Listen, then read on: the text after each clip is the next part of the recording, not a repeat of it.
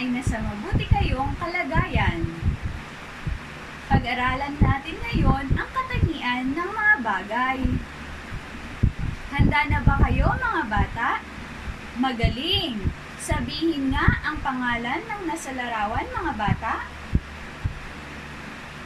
Magaling! Ito ay bahay. Ang bahay ay isa sa mga pangunahing pangangailangan natin. Ang bahay ay binubuo ng mga linya at mga hugis. Katulad ng patsulok, parihaba, parisukat, at bilog.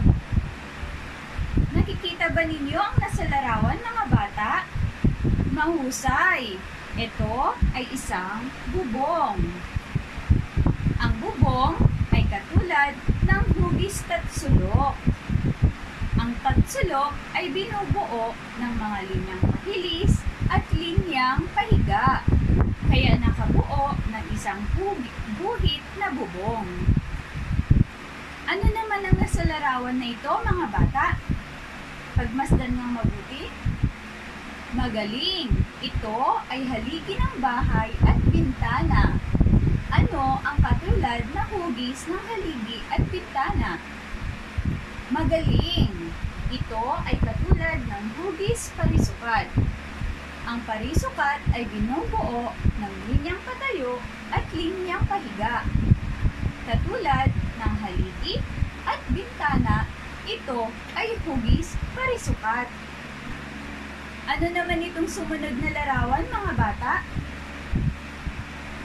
Magaling! Ito ay pintuan. Ang pintuan ay katulad ng hugis parihaba. Ito ay binubuo ng patayo at linyang pahiga. Ang pintuan ay may hugis bilog din, kung saan makikita ang saraduhan. Anong linya ang bumubuo sa hugis bilog mga bata? Mahusay! Ito ay linyang pakurba. Ang mga hugis ay binubuo ng iba't ibang mga linya mga bata. Ano ang mga bumubuo sa mga hugis mga bata? Magaling! Ito ay binubuo ng mga linya.